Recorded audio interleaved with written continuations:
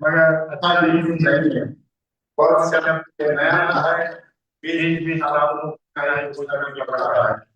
तो इसलिए मुझे सहायता करने के लिए तैयार करता है, तैयार रहना है।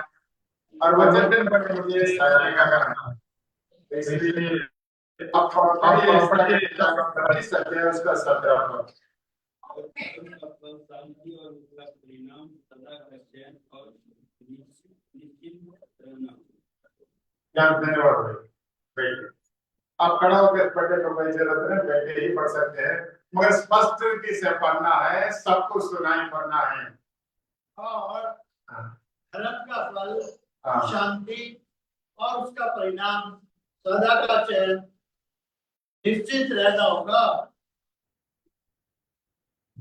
धर्म का प्रतिफल तो धर्म नहीं तो धार्मिकता। धार्मिकता अपनाने से, धार्मिकता का मार्ग में चलने से, धर्म को पालन करने से कैसा हमारा देश रहता है, हमारा परिवार रहता है, हमारा जीवन रहता है, उसके बारे में जब लिखा है धार्मिकता। तो धर्म ही हमको ऊंचा करता है। जैसा नीति वचन में लिखा है, नीति वचन 14 अध्याय, नीति वचन 14 अध्याय उसका 34 पद, नीति वचन 14 अध्याय उसका 34 पद। जाति की बढ़ती, जाति की बढ़ती धर्म ही से होती है। हाँ, जाति की बढ़ती धर्म ही से होती है। जाति की बढ़ती धर्म ही से होती है। इंग्लिश में लिखा है, चल के इंग्लिश में, Righteousness exalteth a nation. exalteth a nation. Sin is a reproach.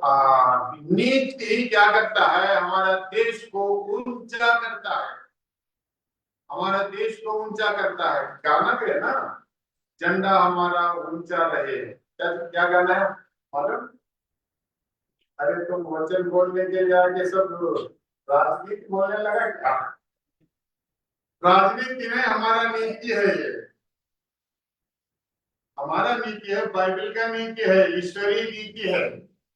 तो ये नीति को सही रीति समझने से हम सही जीवन बिताते हैं, देश का हित और लोगों का आशीष के कारण हम बढ़ते हैं, प्रभु का महिमा के लिए जीते हैं। तो इसलिए इधर लिखा है नीति धर्म क्या ऊंचा करता है, देश को ऊंचा करता है, देश को ऊंचा करता है। तो इसलिए पाप क्या करता है, नीचे करता है, दबाता है, नाश करता है। हाँ भाई, अपमान करता है, अपमान करता है। और नीति क्या करता है, अभिमान करता है। पाप अपमान करता है, नीति अपमान क्या अभिमान करता है। मतलब कमाई मेरे सामने है, भैया का नाम आशा मसीह भाई। तो 40 साल पहले करीब मैं भाई का गांव में सेवा किया है।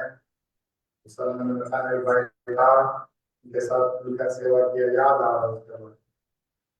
तो उस समय में एक ऐसा स्पेशल मीटिंग में मुझे वचन बोलने के लिए बोला है, ज्यादा हिंदी नहीं आता, कुछ कुछ बोलने लगा मैं। कुछ शब्द मेरा मुंह से निकला है, उस शब्द का अर्थ मुझे नहीं मालूम है। वो लोग कहने लगा बहुत अच्छा शब्द बोला भाई, हमारा गांव का अच्छा है। मुझे नहीं मालूम था ये शब्द है, मुझे भी उसका अर्थ नहीं मालूम। पुटकी नकला बोला मैं। क्या बोला? वो पुटकी नकला ही बोलते हो, मुझे नहीं मालूम था। अरे पुटकी नकला वाले को ऐसा बोल के मैं बोलने लगा, अरे पुटकी नकला सही भाषा है बोलने लगे। पुटकी न हो, ये तो पुटकी नकला है बोलने लगा। तो इसलिए तो हम इस सुबह के समय में हमारा देश के बारे में सोचने से, तो हमारा देश आजाद हो गया है, लेकिन आत्मिक आजाद नहीं, तो अंदर का आजाद नहीं हुआ है। इसलिए सही आजाद ये है, 3 बातें मैं बताया था। विश्वास करने के द्वारा जीवन मिलता है, सही जीवन। सही जीवन नहीं रहने से स्वतंत्रता का कोई फायदा नहीं है, जीवन सही नहीं रहने से। और शांति, आनंद, सुरक्षा नहीं रहने से कोई स्वतंत्रता का कोई फायदा नहीं होता है। और आशीष, ऊंचाई, बढ़ोतरी नहीं रहने से कोई स्वतंत्रता का उसका अर्थ नहीं होता है। इसलिए हमारा देश के सब हमको मिलना चाहिए, अभी तक पूरा नहीं मिला है और मिलना चाहिए। कभी कभी हम देखने से ये सब विषय में नीचे जा रहा हम लोग। तो ऊंचा होने के लिए 3 बातें हम याद रखना है। प्रभु यीशु मसीह ही हमारा विश्वास है, उनके द्वारा ही जीवन, सही जीवन मिलता है।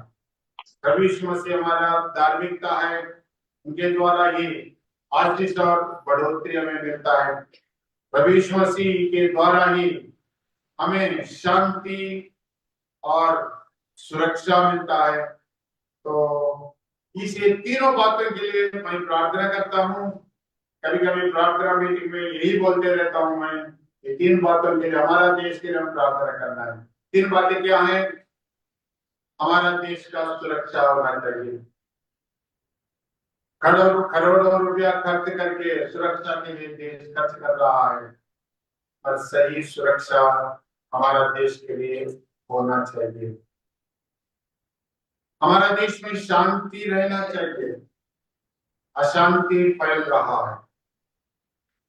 हमारा देश आशीष पाना चाहिए, बढ़ना चाहिए, ऊंचा होना, हमारा झंडा ऊंचा होना चाहिए। लेकिन कुछ विषयों में नीचा कर रहा है। ये सब के लिए वचन में बता दिया। तो प्रभु हमें सहायता करे, हम सही मसीह बनकर इस देश का आशीष के कारण हम बने। इस देश को बढ़ोतरी के लिए हम काम करें, इस देश के शांति के लिए हम प्रार्थना करें, हम प्रयत्न करें। इस देश का भलाई हमारे द्वारा हो, जहां तक हम कुछ कर सकते हैं। इस देश में हम पैदा हुए हैं, हम इस देश के वासी हैं, इस देश को हम प्रेम करते हैं, तो इसलिए देश आशीष होना चाहिए। हमारा इस स्वतंत्रता के लिए धन्यवाद देते हैं प्रभु को। और दूसरा विषय कॉन्स्टिट्यूशन, इसमें क्या बोलते हैं, संविधान के लिए हम धन्यवाद देना चाहिए। हमारा देश का संविधान के लिए हम धन्यवाद देना चाहिए। कुछ ना कुछ शांति है, कुछ ना कुछ न्याय हो रहा है, कुछ ना कुछ भलाई हो रहा है देश को, केवल संविधान के द्वारा हो रहा है। इस संविधान भी बदल जाने से इस देश में कोई न्याय नहीं रहेगा, सच्चाई नहीं रहेगा, शांति नहीं रहेगा, बढ़ोतरी नहीं रहेगा। 50 साल पहले पीछे जाएगा। संविधान के लिए हम स्तुति करते हैं प्रभु को, स्वतंत्रता के लिए स्तुति करते हैं, और इस देश का संविधान के लिए हम प्रभु को स्तुति और धन्यवाद करते हैं। इस संविधान परमेश्वर का वचन के अनुसार बहुत विषय, सबका भलाई के लिए, सबका एकता के लिए, सबका शांति के लिए, सबका बढ़ोतरी के लिए क्या क्या करना है, वचन में क्या लिखा है, उसके आधारित पर संविधान में बहुत कुछ विषय लिखा है। तो इसलिए परमेश्वर के वचन के लिए हम धन्यवाद देते हैं।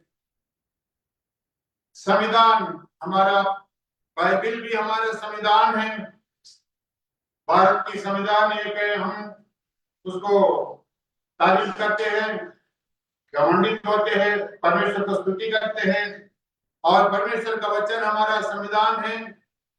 इस संविधान के द्वारा केवल देश का नहीं है, पूरा पृथ्वी का, एक एक आदमी का, एक एक परिवार का, एक एक समुदाय का, समूह का भलाई, शांति, आनंद और ऊंचाई बढ़ोतरी होता है बाइबिल का संविधान।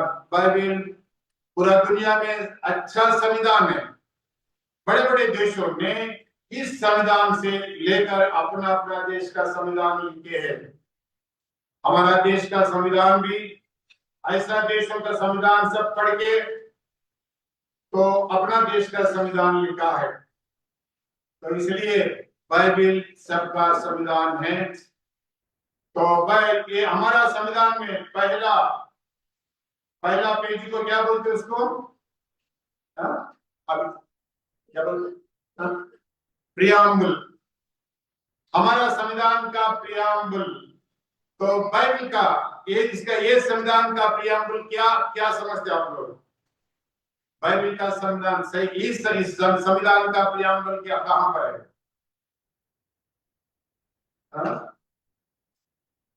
हो सकता है पहले पहले प्रश्न में मैं तो मत्ती सुसमाचार 5, 6, 7 अध्याय हम बोल सकते हैं। आत्मिक और पूरा दुनिया का संविधान जो बाइबल है, बाइबल का प्रियाम्बल यही कह सकते हैं मेरा ख्याल। बाइबल का प्रियाम्बल यह है। तो 3 अध्याय उसको पहाड़ी संदेश हम बोलते हैं। इस पहाड़ी संदेश सही रीति से समझने से, पालन करने से, मानने से, चलने से इस संविधान को हम पूरा कर सकते हैं। सचमुच में पहाड़ी संदेश प्रभु यीशु मसीह का संविधान है, ईश्वरीय संविधान है, दुनिया सब लोगों का संविधान है। वो ये संविधान को सब पालन करने से पूरा दुनिया में शांति रहेगी, पूरा दुनिया में आशीष रहेगा, पूरा दुनिया बढ़ोतरी होगा, आनंद मिलेगा। तो ये संविधान हम जानना चाहिए। तो हम प्रभु स्तुति करते हैं, ऐसा वचन में दिया है। ये संविधान भारत की नागरिक लोगों के लिए है, भारत की संविधान। और ये संविधान केवल इस पृथ्वी का विषय में नहीं है और स्वर्ग की नागरिक लोगों के लिए ये संविधान है। जैसा फिलिप्पी किताब 3 अध्याय उसका 21 पद मैं समझता हूँ, पढ़िए कोई, फिलिप्पी 3 अध्याय 21 पद। शक्ति के उस प्रभाव के अनुसार जिसके द्वारा वह सब वस्तुओं को अपने वश में कर सकता है, हमारी दीन देह का रूप बदल कर अपनी महिमा के दिल के अनुकूल बना देगा। और 20 वचन पर हमारा स्वदेश स्वर्ग है और हम एक उद्धारकर्ता प्रभु यीशु मसीह के वहां से आने की बागडोर में। हमारा नागरिकता स्वर्ग में है, हम स्वर्गीय देश का नागरिक है। ये नागरिक लोगों के लिए ये संविधान है। इस संविधान को सही रीति से पढ़ना है। हमारे भारत के लोग भारत का संविधान को बहुत लोग नहीं जानते हैं, इसका विशेषता भी नहीं जानते हैं। इसलिए इन दिनों में बहुत लोगों को सब लोग बोलने लगा, भैया अपना संविधान पढ़ो, संविधान को जानो, संविधान के अनुसार जियो, सब हमारे देश में आपको फायदा होगा। इस संविधान को आप आदर करने से इस संविधान के द्वारा हम आशीष पाते हैं, स्वर्गीय राज के लिए तैयार होते हैं। स्वर्गीय राज के लिए इधर कैसा तैयार होना है इस संविधान में बताता है। स्वर्ग राज के लिए कैसा तैयार होना, उसके लिए इधर हमको सहायता करते हैं। देखिए, इस पृथ्वी में हम जीना है तो पृथ्वी में कुछ ट्रेनिंग लेना पड़ता है। इस पृथ्वी भूमि पर जीना है तो क्या करना है? ट्रेनिंग लेना पड़ता है। बिना ट्रेनिंग इधर जी नहीं सकते। क्या ट्रेनिंग लेना है? कैसा खाना ट्रेनिंग लेना, कैसा चलना ट्रेनिंग लेना, कैसा पीना ट्रेनिंग लेना या नहीं? खाना पीना चलने के लिए ट्रेनिंग नहीं लेते भैया? लेते नहीं लेते। लेते, कब लेते ट्रेनिंग? छोटे बच्चे खाने को नहीं आता है, पीने को नहीं आता है, चलने को नहीं आता है, उसको महीने तक क्या करना है? ट्रेनिंग करना है। इस पृथ्वी पर जीने के लिए ट्रेनिंग होना है, उस राज में जीने के लिए भी इधर ही ट्रेनिंग करके जाना है। ट्रेनिंग है। देखिए चांद पर जाने वालों के लिए, उधर चलने के लिए, पीने के लिए, खाने के लिए, सांस लेने के लिए क्या करना पड़ता है? इधर ही ट्रेनिंग लेकर उधर जाना पड़ता ना। इधर उधर जाके हम ट्रेनिंग लेंगे उधर नहीं होता है। इधर ही ट्रेनिंग लेके उधर कैसा खाना, कैसा पीना, कैसा चलना, क्या करना है, ये सब ट्रेनिंग। अब देखा होगा पिछले दिनों में कैसा लोग करते होगा, कैसा पीते, कैसा खाते, उधर रहने का कैसा है। हाँ, उधर पानी भी नहीं मिलता है। ये सब पढ़े हम लोग, 1 लीटर का पानी लाखों रुपया है उसका खर्च। तो अपना पसीना ही पानी करके पीना पड़ता है, केवल पसीने। और तो ये सब ट्रेनिंग लेना है, इधर ही ट्रेनिंग लेके स्वर्ग का राज में रहने के लिए इस पृथ्वी पर ट्रेनिंग लेना है। ये ट्रेनिंग इस संसार के द्वारा होता है, तो इसलिए हम ट्रेनिंग ले लेंगे। तो मनुष्य का जीवन क्या है हम समझना चाहिए। इस पृथ्वी में क्यों हम आया है समझना चाहिए, और इस पृथ्वी पर कैसा जीना है समझना चाहिए। इसके बाद क्या नतीजा है वो हम समझना चाहिए। तो इसलिए हमेशा मैं 3 प्रश्न बोलता हूं। क्या प्रश्न है? किसी बात के बारे में 3 प्रश्न हम पूछना है। क्या करना है? 3 प्रश्न पूछना है। इसका अर्थ क्या है?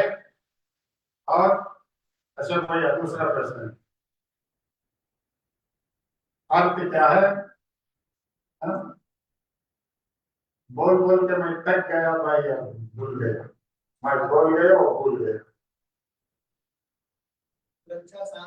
अर्थ क्या है, अनुभव क्या है, अब आशीष क्या है? कोई बात, किसी बात के बारे में आप जानना है तो उसका अर्थ जानना, अनुभव होना, आशीष पाना। बोले मेरे पीछे, अर्थ जानना, अनुभव होना, आशीष पाना। अर्थ जानना, अनुभव होना, आशीष पाना। जानना, होना, पाना, किसी बात के बारे में।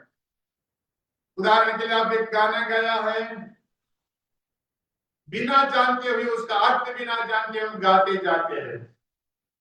उसका अनुभव क्या है, मेरे साथ क्या अनुभव है, मैं इसके क्या संबंध है, इसके कुछ नहीं जानते, ऐसा गाते जाते हैं। इसका आशीष क्या है, प्रतिफल क्या है, इसके द्वारा क्या फायदा मुझे मिलता है, ये सब नहीं जानते हम लोग। ऐसा ही आंख बंद करके गाना गाते बस हो गया। मगर 3 प्रश्न हम पूछना है, मैं जो गाया है इसका क्या है, और इसका अनुभव मेरे साथ मैं क्या जानता हूं इसके बारे में, तो मेरे संबंध में क्या है, और इसका आशीष, इसके द्वारा क्या फायदा है। ये 3 विषय, हर विषय में भी ये 3 प्रश्न हम पूछना चाहिए। 3 प्रश्न। बाइबल बड़ा है, बाइबल पढ़ने के बाद ऐसा पढ़ के जाने नहीं, 3 प्रश्न पूछना है। जो वचन भाग हम पढ़े हैं इसका अर्थ क्या है, इसका अनुभव क्या है, इसका आशीष क्या है। जो मैं पढ़ा है मैं समझ गया, क्या समझा इसके द्वारा, जो पढ़ा है इसके द्वारा क्या, इसके साथ मेरा अनुभव क्या है, कहां तक अनुभव किया मैं, अनुभव। तीसरा, इसके द्वारा क्या फायदा मुझे है। यदि कुछ नहीं तो क्यों पढ़ना, उसका अर्थ भी नहीं जानते हैं, अनुभव भी नहीं है, आशीष भी नहीं है, क्या फायदा। ऐसा हर विषय में भी कुछ बातचीत किया, कुछ लोगों के साथ समय बिताया। इस बातचीत का अर्थ क्या है, क्या बात किया मैंने, इसका अनुभव मेरे मेरे संबंध में क्या कुछ है, और इसके द्वारा कोई फायदा है, इतना समय बिताया मैंने। हर विषय के लिए हम ये प्रश्न पूछना है। तो इस समय में मैं ये विषय अब याद दिलाना चाहता हूं, हमारे जीवन का बारे में। सबका विषय छोड़ दो, इसके बारे में, अपना जीवन के बारे में। जीवन का मेरा अर्थ क्या है, इसका मतलब मैं इस दुनिया में आया है, मैं जन्म लेने का अर्थ क्या है, क्यों मैं जन्म लिया है, अनुभव क्या है, इस जन्म लेने आने के बाद इससे क्या अनुभव हुआ और इसका प्रतिफल क्या है, बाद में क्या होगा, इसके बारे में जानना अच्छा है। अर्थ क्या है, अनुभव क्या है, आशीष क्या है, तो ये तीन बातें हम समझ लेंगे। तो इसलिए पहले में अभी सुबह के समय में मनुष्य का जीवन क्या है, इसके बारे में हम थोड़ा समय सोचेंगे। मनुष्य का जीवन क्या है, मेरा जीवन के बारे में क्या है, इसका अर्थ क्या है, ये मनुष्य कौन है और क्या होगा, उसका अनुभव क्या है, उसका नतीजा क्या है, इसके बारे में हम थोड़ा समय सोचेंगे। बाद में दूसरा समय में प्रभु यीशु मसीह का इस दुनिया में आने का अर्थ क्या है, क्यों आया है, क्या किया है, क्या होगा, प्रतिफल क्या है, इसके बारे में कुछ सोचना अच्छा है। मैं सोचता हूँ ये दो विषय, मनुष्य का जीवन के बारे में, प्रभु यीशु मसीह का पृथ्वी का जीवन के बारे में कुछ विषय हम वचन के अनुसार कुछ वचन हम पढ़ेंगे। इसलिए हम सावधान से थोड़ा समय कान लगा के मन इधर रखे, हम सुनेंगे थोड़ा विषय। तो एक वचन भाग हम पढ़ेंगे अभी, देखिए उत्पत्ति 1 अध्याय, उत्पत्ति 1 अध्याय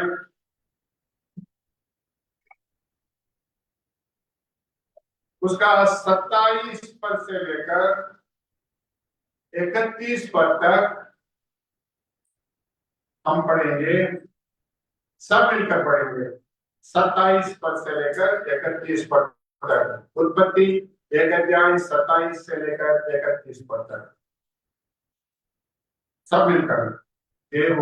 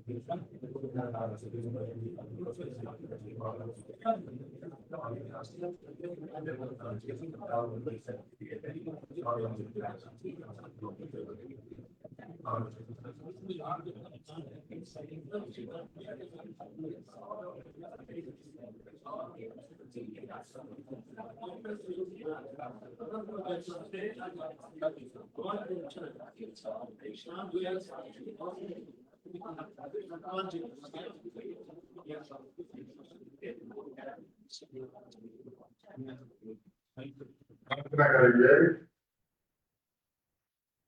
दयालु करके परमेश्वर पिता आपको स्तुति और धन्यवाद करते हुए सुबह के समय आपको उपस्थिति में आपका वचन ध्यान करने के लिए हमें मौका दिया है, आपको धन्यवाद देते प्रभु जी।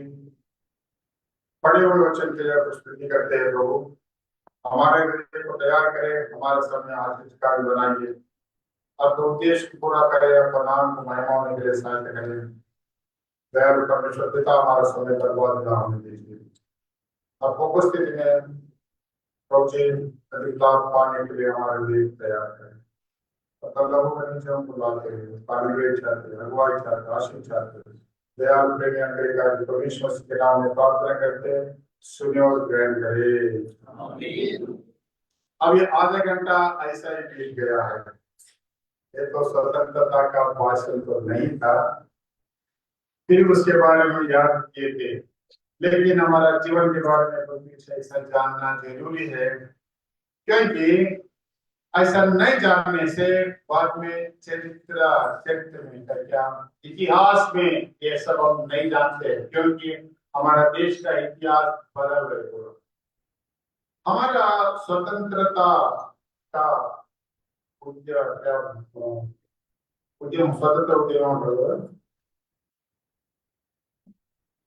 लड़ाई में बहुत मसीही लोग, मिशनरी लोग इसके विषय में काम किया है, अपना समय दिया, पैसा दिया, प्राण दिया, सब कुछ दिया है भारत का स्वतंत्रता के लिए, मगर कोई इतिहास में ये नहीं लिखते लोग। हमारे देश का बहुत विषय में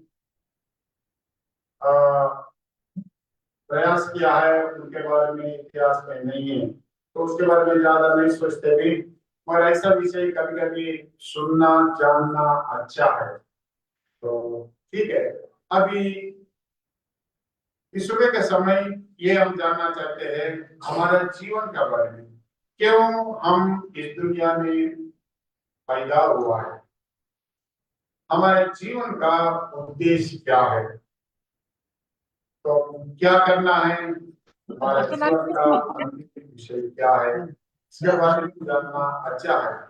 तो ये प्रश्न कहाँ पर है, याकूब की किताब 4 अध्याय में ये प्रश्न हम पढ़ सकते हैं। याकूब की किताब 4 अध्याय 14 पर बीच में थोड़ा शब्द उधर है, लिखा है तुम्हारा जीवन है ही क्या लिखा है उधर, तुम्हारा जीवन है क्या, तुम्हारा जीवन क्या है, इसके बारे में जानना है, हमारा जीवन क्या है। फोन में था तो नोई भाजी क्या था, सही रीति से जानना अच्छा है, अपने दूसरों के बारे में नहीं, पूरा दुनिया के बारे में नहीं, अपना जीवन के बारे में, हमारे जीवन के बारे में जानना अच्छा है। तुम्हारा जीवन है ही क्या, व्हाट इज योर लाइफ, आपका जीवन क्या है, आपका जीवन के बारे में सोचना अच्छा है। आपका जीवन क्या है, क्यों आप इस दुनिया में पैदा हुआ है, तो परमेश्वर क्यों इस दुनिया में आपको भेजा है, नहीं तो पैदा किया है, कारण क्या है, इसके बारे में कुछ विषय परमेश्वर वचन में से हम पढ़ेंगे, तो उस कारण के अनुसार हम जी रहा है या नहीं। यदि एक वस्तु बनाया है, ये वस्तु उस काम करना है, ये वो काम नहीं करने से बेकार है, माइक है, माइक का काम करना है, ये माइक अपना काम नहीं करने से बेकार है, इसको फेंक देना है। क्या करना है, फेंक देना है। मनुष्य को भी एक उद्देश्य से बनाया गया है, हम भी एक उद्देश्य से जन्म लिया इस दुनिया में, वो उद्देश्य हमारे द्वारा पूरा होना चाहिए। यदि उस उद्देश्य हमारे जीवन के द्वारा पूरा नहीं हुआ तो बेकार है हमारा जीवन, फेंक देना चाहिए। देखिए मेरे पास एक घड़ी, क्या बोलते हैं, रिस्ट वॉच है, ये रिस्ट वॉच है, कुछ काम करने के लिए बनाया गया है, मुझे टाइम दिखाना चाहिए। ये काम ये नहीं कर रहा है, ये नहीं कर रहा है, तो क्या करना है, इसको फेंक देना है। क्या करना है, फेंक कर वो टांग बंद कर लेते हैं, आपका ऊपर नहीं देते। तो खराब होने वाला चीज को फेंक दे रहा है, खराब नहीं हुआ इसलिए नहीं देख रहा। कोई भी अपना काम नहीं करने से वो बेकार है, उसको फेंक देना चाहिए। ये साथी को मनुष्य को बनाया गया है, किस उद्देश्य से बनाया गया है, हम क्यों इस दुनिया में पैदा हुआ है, उस उद्देश्य हमारे द्वारा पूरा होना चाहिए। यदि उस उद्देश्य हमारे द्वारा पूरा नहीं हुआ तो फेंक देना चाहिए। कहाँ फेंकते हैं? जलाते हैं। खराब हुआ है, किसी का काम कर नहीं है, उसको जलाते हैं। यदि आज में ऐसा खराब हो गया, जिस काम के लिए बनाया गया वो काम नहीं कर रहा है, उसको आग का कुंड में फेंक देना चाहिए। कहाँ पर फेंक देना चाहिए? आग का कुंड में फेंक देना चाहिए। लेकिन इस आदमी के लिए परमेश्वर बहुत ऊंचा स्थान बनाया है, ईश्वरी राज, स्वर्ग राज बनाया है। उस राज में आदमी रहना है, परमेश्वर चाहता है उस राज में रहना है तो उस रास्ता में चलना है। परमेश्वर को उस राज में रहे तो क्या करना है? उस रास्ता में चलना है। इसका मतलब जिस उद्देश्य से परमेश्वर को बनाया है उस रास्ता में चलना है। उस काम हमारे द्वारा होना चाहिए। यदि उस काम हमारे द्वारा नहीं हुआ, उसका व्यतिरिक्त हो गया, तो हम फेंक देने का, नाश होने का मार्ग में जा रहा है। याद रखना है। तो इसलिए हमको क्यों बनाया गया है, हम क्यों जन्म लिया है, इसके बारे में थोड़ा विषय हम सोचेंगे। परमेश्वर क्यों बनाया है, हम इस दुनिया में क्यों जन्म लिया है, कारण ढूंढना है। अब बोलिए कि भाई बहन लोग, क्या कारण है, क्यों मैं इस दुनिया में पैदा हुआ है, क्यों परमेश्वर ने मुझे इधर पैदा किया है, क्या कारण? कारण क्या होगा? बहन लोग बताइए, क्यों हम इस दुनिया में पैदा हुआ है? क्या बोलते हैं? पैदा हुआ है, क्या करना है? पैदा हुआ है और खाएंगे पिएंगे मर जाएंगे, क्या करेंगे? यही तो है। खाने के लिए काम करेंगे, काम के द्वारा कमाएंगे, कमाई के द्वारा खाएंगे, खाने के बाद मर जाएंगे, और क्या? इसके अलावा क्या है? बताइए क्या कारण? हाँ, सेवा करना, महिमा के लिए, और ये महिमा के लिए, आराधना करने के लिए। बढ़िया। और बोलिए, परमेश्वर को जानना है, परमेश्वर को जानना है। बहुत बढ़िया। और परमेश्वर को सुसमाचार सुनाना। ये तो बीच में आ गए। आज का मेरा बीच में बहुत बड़ा है। ठीक है, सुसमाचार सुनाने के लिए। अच्छा, ठीक है। और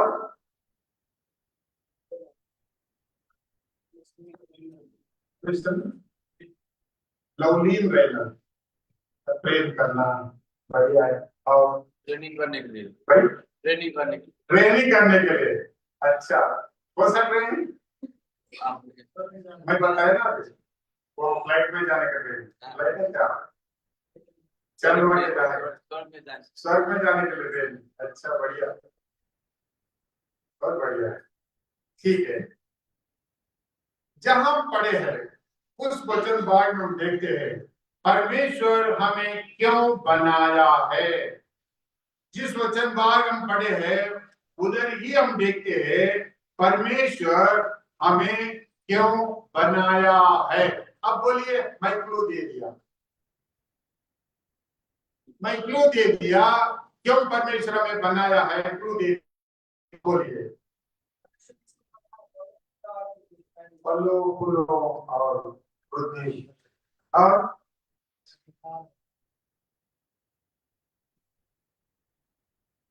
पहला विषय, परमेश्वर हम इसलिए बनाया है, हम परमेश्वर का स्वरूप में रहे। क्यों बनाया? आप लोग बहुत कुछ बोला है, वो गलत गलत नहीं बोल रहा हूं, इसके बारे में बाद में समय रहने से बोल सकते हैं। मगर परमेश्वर इसलिए हमें बनाया है, हम परमेश्वर का स्वरूप में रहे। क्यों बनाया परमेश्वर में? अरे परमेश्वर का स्वरूप में हम रहने के लिए परमेश्वर को बनाया है। बहुत बड़ा विषय है।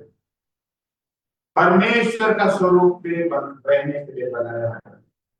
अरे कितना इसका मतलब हम परमेश्वर का स्वरूप में रहना है, हमारा अंदर परमेश्वर दिखाई देना है, परमेश्वर का गुणगण हमारे अंदर दिखाई देना है, परमेश्वर का जीवन हमारे अंदर दिखाई देना है, परमेश्वर का रूप हमारे अंदर दिखाई देना है, परमेश्वर का स्वरूप में बनाया है।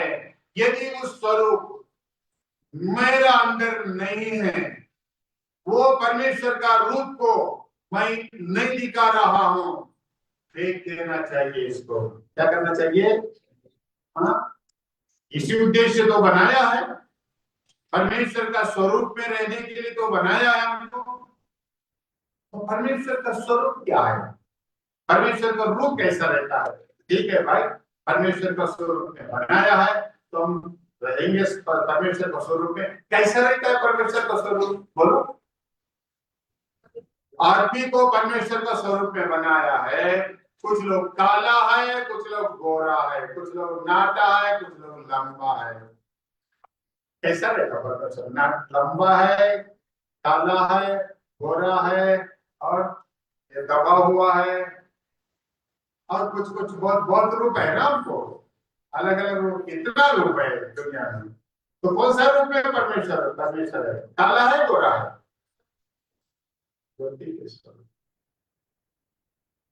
परमेश्वर का रूप में हम रहना है। परमेश्वर को रूप में रहना बोले तो परमेश्वर का रूप क्या है ये मैं कहूँ। परमेश्वर का रूप क्या है? काला है, गोरा है, अफ्रीका वाला है, हिंदुस्तान वाला है, नहीं तो यूरोपा वाला है, कैसा है? बोलिए। पवित्र है। अच्छा, और परमेश्वर का रूप को पहले हम जानना चाहिए। परमेश्वर अपने स्वरूप में हमें बनाया, मतलब परमेश्वर का स्वरूप का मतलब इधर ये चमड़े का रूप नहीं है। क्या रूप नहीं है? चमड़े का रूप नहीं है। ये रूप है परमेश्वर का रूप का। परमेश्वर का वचन में हम देखने से परमेश्वर का रूप है। परमेश्वर क्या रूप है हम देखते हैं। परमेश्वर आत्मा स्वरूप है। आत्मा स्वरूप क्या रूप है परमेश्वर का? आत्मिक रूप है। परमेश्वर का रूप है धार्मिकता का स्वरूप है। क्या स्वरूप है? परमेश्वर का स्वरूप है सच्चाई का स्वरूप है। सच्चाई का स्वरूप है। परमेश्वर का स्वरूप है ज्ञान की स्वरूप है। परमेश्वर का स्वरूप है महिमा का स्वरूप है। परमेश्वर का स्वरूप है प्रेमी स्वरूप है। परमेश्वर का स्वरूप है कृपा स्वरूप और अनुग्रह का स्वरूप है। परमेश्वर को देखते हैं। परमेश्वर का स्वरूप मतलब दूसरा शब्द बोलने से परमेश्वर का गुणगण। परमेश्वर का गुणगण है। परमेश्वर के स्वरूप में हमें बनाया गया, मतलब परमेश्वर का गुणगण में हम रहना चाहिए।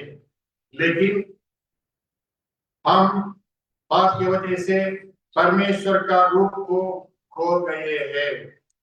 परमेश्वर का रूप को खो गए, गिरा हुआ आदमी का स्वरूप ले लिया है। फिलिप्पी किताब 2 अध्याय 6 पद में देखने से ईश्वर का स्वरूप लिखा है, और 2 अध्याय 7 पद में देखने से गिरा हुआ आदमी का स्वरूप, और 3 अध्याय में हम देखने से और महिमा का 21 पद, 3 अध्याय 21 पद में महिमा का स्वरूप हम देखते हैं। परमेश्वर का स्वरूप पाप के दौरान खो गया, गिरा हुआ स्वरूप मनुष्य का रूप। परमेश्वर का अनुग्रह के द्वारा जो हम खो गया है, फिर से परमेश्वर का रूप हमको देखकर परमेश्वर का समान करने का परमेश्वर का उद्देश्य है। ये परमेश्वर का विषय है। तो इसलिए परमेश्वर हमसे प्रेम करता है, तो परमेश्वर अपना रूप में बनाया है, परमेश्वर का रूप में रहना है, ये परमेश्वर का उद्देश्य है। तो इधर हम देखना है क्यों बनाया गया, मतलब परमेश्वर का स्वरूप में बनाया गया। देखिए उत्पत्ति 1 अध्याय उसका 27 पद पढ़िए, 1 अध्याय 26 और 27 पद। उत्पत्ति 1 अध्याय 26 और 27 पद। फिर परमेश्वर ने कहा, हम मनुष्य को अपने स्वरूप के अनुसार अपनी समानता में बनाए और वे समुद्र की मछली अपने स्वरूप में, अपने समानता में। परमेश्वर अपना स्वरूप में, अपना समानता में आदमी को बनाया है। ऐसा ही रहना है परमेश्वर का उद्देश्य है। मनुष्य को बनाने में परमेश्वर का उद्देश्य यह है, ऐसा ही रहना है। परमेश्वर का स्वरूप में हम रहना है। सच्चाई, धार्मिकता, प्रेम और सारे विषय हम जो हम देखा है, ये सब रूप नहीं तो गुणगण, परमेश्वर का सारे गुणगण हमारा अंदर रहना है, ये परमेश्वर चाहता है। यदि ये परमेश्वर का रूप हमारा अंदर नहीं है तो हम कोई फायदा का नहीं है, फेंक देने का है, आग में जला देने का है। तो इसे याद रखेंगे। और एक बार इस हमारा देश का स्वतंत्रता को याद करने के समय में यदि हम भी स्वतंत्रता पाया या नहीं, हमको परमेश्वर का रूप से अलग करके पाप का रूप में बढ़ा के नरक का ओर से चलाने वाले सबसे छुटकारा पाकर परमेश्वर का रास्ता में चलकर परमेश्वर का वचन के द्वारा परमेश्वर का प्रभु यीशु मसीह का आदर्श पीछे करते हुए प्रभु यीशु मसीह का स्वरूप में बदलते जाते हुए परमेश्वर का राज के लिए तैयार हो रहा, नहीं तो इस गिरा हुआ हालत में नीचे नीचे और नरक की ओर हम चल रहा है। ये विषय एक बार हम याद रखना है। दुनिया में तो बहुत विषय हमारा विरुद्ध में खड़ा हुआ है, रुकावट के कारण हो गया है। इन परिस्थितियों में कैसा हमारा विश्वास को थामे रखते हुए और पवित्रता में चलते हुए और प्रभु का प्रेम करते हुए, सब प्रभु का महिमा के लिए सहते हुए और प्रभु के राज के लिए तैयार होते हुए ट्रेनिंग लेने का समय है। क्या समय है? ट्रेनिंग लेने का समय है। मानेश्वर में मैं 2-3 दिन रहा। उस समय पहले, उस समय उधर एक घर लेकर आराधना करते थे, तो मैं सुना है उधर आराधना नहीं कर सकते। बहुत जगह में ऐसा हालत है। उत्तर प्रदेश में भी बहुत जगह ऐसा ही है। हम जहाँ सेवा करते हैं उधर तो प्रभु का मंदिर सब बड़ा बनाया, सब कुछ हुआ, बहुत लोग आराधना के लिए आते थे, उधर भी बंद हो गया। सब जगह ऐसा रुकावट आ रहा है, सताव आ रहा है, जेल में डाल रहा है। ये सब जगह में, बहुत जगह में ये हो रहा है। तो इन दिनों में ये सब मैं सोचता हूँ परमेश्वर का स्वरूप में हमको बदलने के लिए उपाय है। क्या ये? हम पीछे चल रहा है, हम ठंडा पड़ रहा है, तो हमारा दृष्टि खो गया है, हमारा दृष्टि ऊपर का दृष्टि खो गया है और नीचे विषयों के ऊपर हम हमारा दृष्टि लगाया है। तो इसलिए हमारा दृष्टि, हमारा आंख को सही रीति से देखने के लिए हमको जलाने के लिए, नहीं तो हमको उत्तेजित करने के लिए परमेश्वर ऐसा परिस्थिति आने दे रहा है। ये परिस्थितियों के द्वारा परमेश्वर का स्वभाव में, परमेश्वर का स्वरूप में हम बदलते जाना है। इन विषयों के द्वारा क्या हुआ? शद्रक, मेशक और अबेदनगो, उनको भी ऐसा परीक्षा आया है। उनका जान का खतरा भी आया था। उन समय में भी विश्वास में खड़ा हुए लोग हमारा परमेश्वर को बचाने के लिए शक्तिशाली है, बचा सकता है वो। यदि वो नहीं बचाने से भी हम तो इस मूर्ति को दंडवत नहीं करेंगे। वो खड़ा हो गया। विश्वास उनको विजय दिया है, विश्वास उनको आदर दिया है, विश्वास उनको बढ़ाया है, विश्वास परमेश्वर का सच्चाई को बताया है। परमेश्वर इस देश में भी ऐसा नहीं कर सकता है बोल के कैसा बोल सकते हैं? तो इसलिए हम परमेश्वर का गुणगन में बढ़ना है। यदि परमेश्वर का स्वरूप हमारे अंदर नहीं है, क्या फायदा है? तो परमेश्वर का स्वरूप में हम बढ़ते जाना है, परमेश्वर का वचन में लिखा है। क्योंकि परमेश्वर का स्वरूप हमारे अंदर दिखाना चाहिए, हम जानना चाहिए उसे। परमेश्वर का स्वरूप हमारा अंदर दिखाना चाहिए। हम देखते हैं परमेश्वर वचन में कैसा परमेश्वर का स्वरूप में बढ़ते बढ़ते और उस स्वरूप में बढ़ते जाना, ऐसा ऐसा ऐसा। दूसरा कोरिन्थी 3 अध्याय 18 पद में देखते हैं। दूसरा कोरिन्थी 3 अध्याय 18 पद।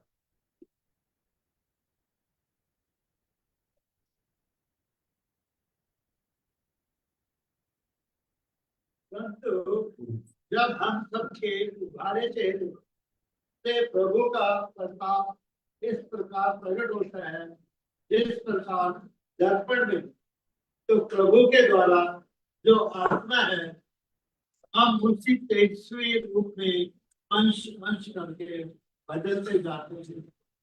देखिए, अंश अंश करके बदलते जाते।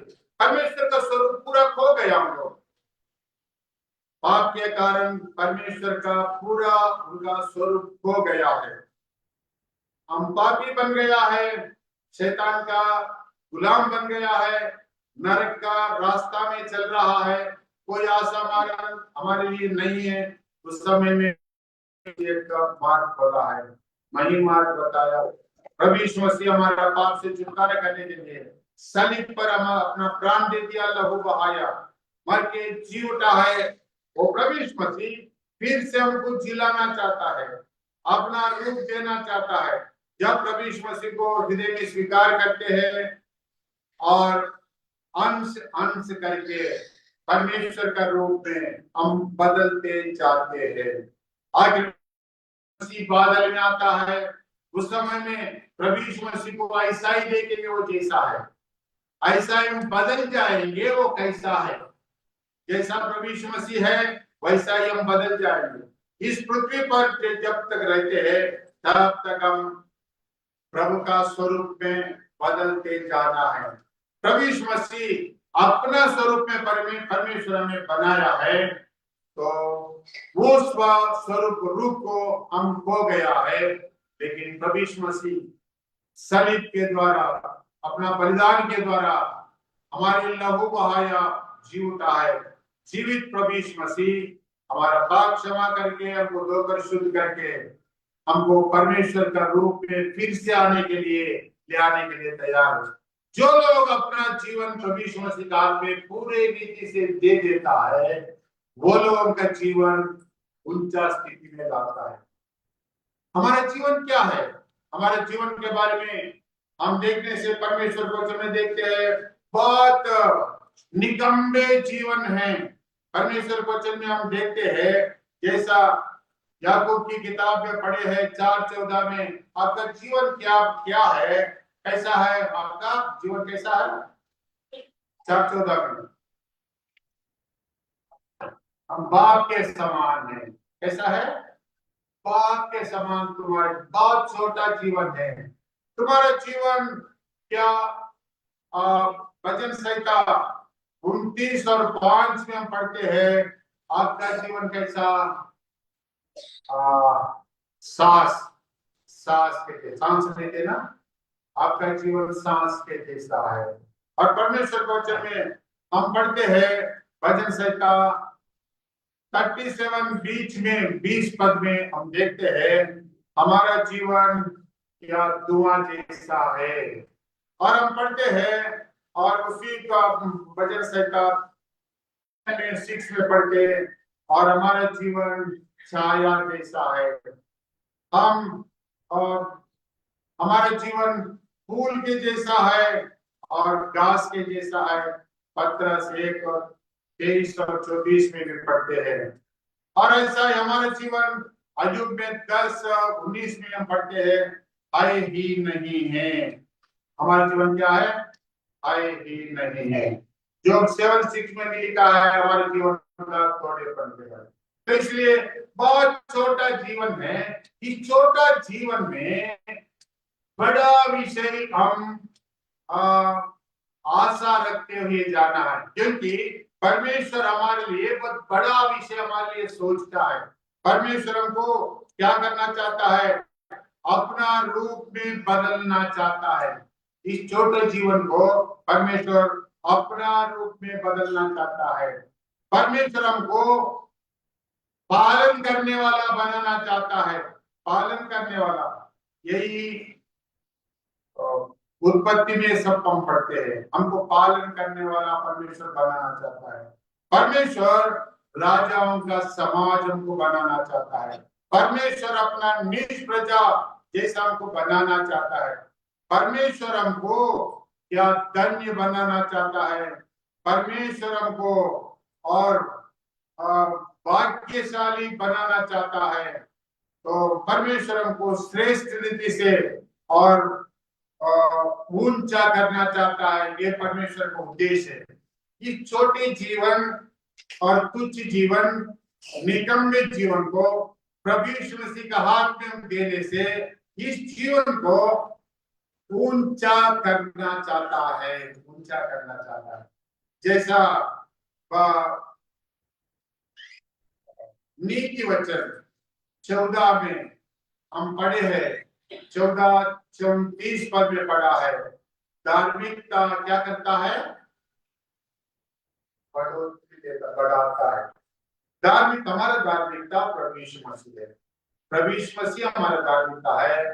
देश को, एक जन को, लोगों को बढ़ाने वाला धार्मिकता है। हम तो अधर्मी हैं, लेकिन प्रभु यीशु मसीह हमारा पाप लेकर हमारे लिए सजा भुगत के मर के जी उठा है। हमको धर्मी बनाना चाहता है। प्रभु यीशु मसीह धार्मिकता है। तो प्रभु यीशु मसीह को अपनाने से हमको धर्मी बनाता है। प्रभु यीशु मसीह हमको धर्मी बनाता है। तो ये धर्म क्या करता है? हमको आशीष देता है, ऊंचा करता है। एक देश को, नेशन को जैसा धर्म ऊंचा करता है, एक जीवन को, परिवार को भी ये धार्मिकता ऊंचा करता है। ये कितना तक ऊंचा करता है? स्वर्ग तक हमको ऊंचा उठाता है। ईश्वर का स्वरूप तक हमको ऊंचा उठाता है। जो लोग प्रभु यीशु मसीह हाथ में अपना जीवन पूरे रीति से दे दिया है, उन लोगों को उठा के परमेश्वर का समान स्वर्ग का वहां तक पहुंचाने तक हमको ऊपर करता है। परमेश्वर हमें ऐसा सहायता करे। प्रभु आशीष करे।